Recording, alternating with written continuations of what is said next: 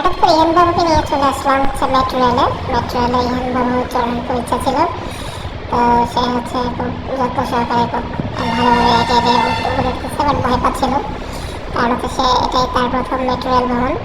তো আমরা শাহবাগ থেকে হচ্ছে আয়ারগাঁও যাবো। তো আপাতত ট্রেনের জন্য অপেক্ষা করতেছি, দেখা যাক ট্রেন আসতেছে, ট্রেন চলে আসছে।